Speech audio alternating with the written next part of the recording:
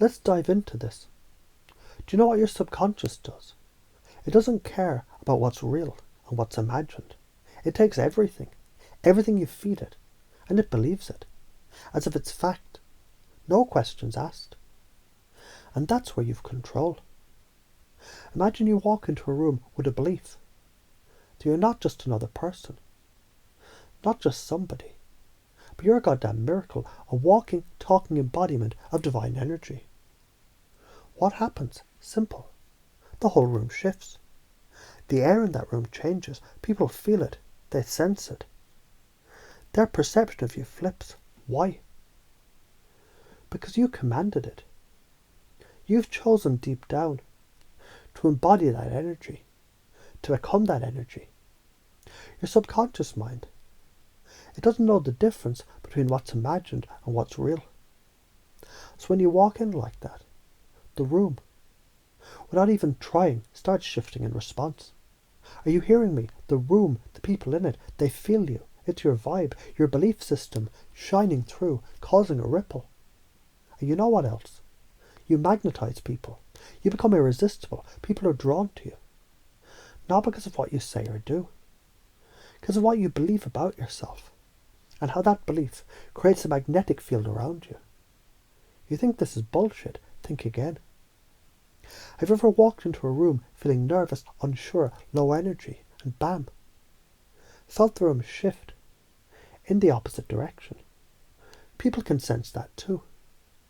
People can feel your energy, even when you don't speak. That's why it's not enough to fake it till you make it. You have to believe it, feel it, embody it. The only difference is, when you believe your divine energy, when you step into that with certainty, it's a game changer.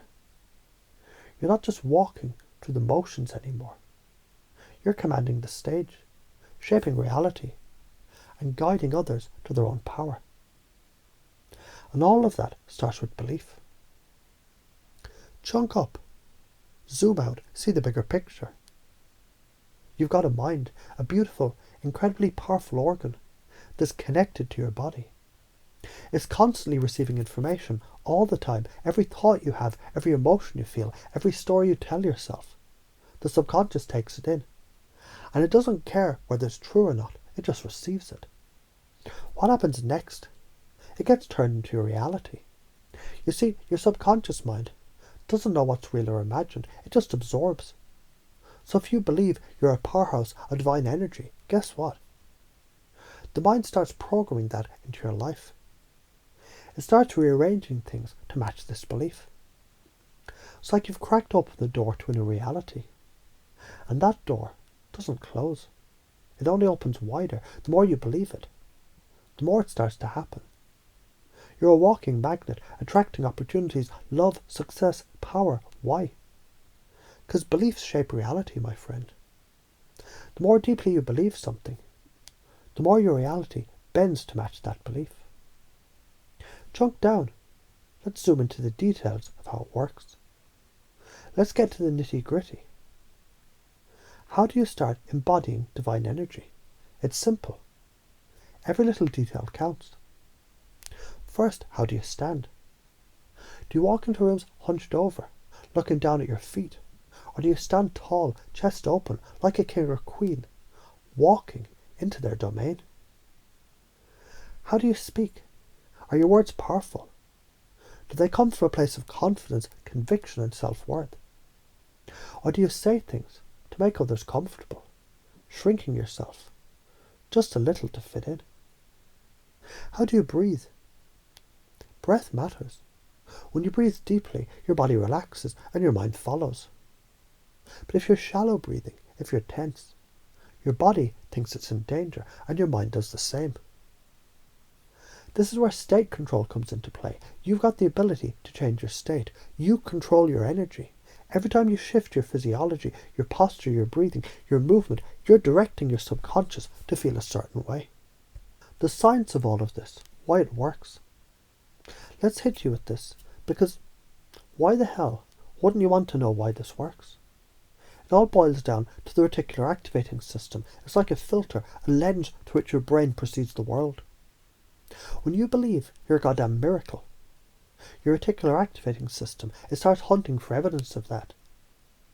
It actively looks for opportunities, for signs, for moments that match this belief. Imagine this. You're looking for a new car, a red sports car, and for the first time, you start seeing red sports cars everywhere. You haven't noticed them before, right? But now, your reticular activating system is tuned into it. They're popping up left and right. Your brain does the same thing with beliefs. If you believe you're divine, if you believe you're magnetic, your reticular activating system will find experiences, people, and situations that confirm that belief. Interrupt the negative patterns. So if the reticular activating system is filtering out what doesn't match your belief, what happens when you feed it negative shit? When you feed it, I'm not good enough, or I'm not worthy, that's exactly what it will show you. But here's the catch. You don't need to keep that pattern. We need to interrupt those beliefs.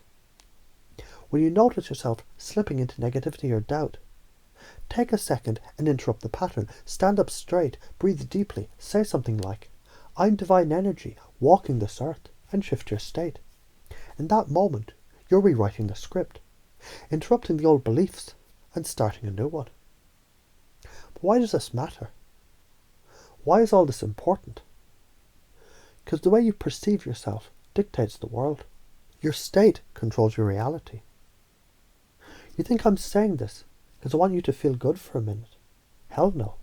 I'm saying this because when you embody divine energy, the world around you changes. Every belief you hold can either expand or contract you. If you choose to believe you're not enough, that's what life will reflect. If you choose to believe you're the embodiment of divine power, your life will bend to match that. You become more magnetic, confident, and unstoppable. You don't need validation. Your belief in your own power, it's more than enough. You create your own validation. And the moment you step into that, everything changes. And it happens fast. Interrupting fear, stepping into your power. Let's talk about fear for a second, that nagging, stupid fear that holds you back. Why are you afraid? Afraid of rejection? Afraid of what others think? Let's be real. The moment you start owning your divine energy, people are going to feel it. And that scares you, right? Why? Because people may see it, and if they don't like it, they may reject it. But here's the thing. Their rejection is none of your business. You can't control how people react. You can only control how you show up. And when you show up authentically, unapologetically, as the embodiment of divine energy, you attract what you need. You attract people who see you for who you really are. I'm installing these beliefs into you right now. As you hear these words, they're weaving themselves into your subconscious. You don't need to do anything. Just allow yourself to absorb them.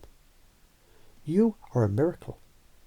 You're a walking embodiment of divine energy. You're magnetic. You're powerful. You're enough. And the moment you realize this, the whole world starts shifting around you. It's already happening right now. You're not just listening to this, you're becoming it. And as you do, people will start to feel it. They'll notice the shift. They'll see you glow.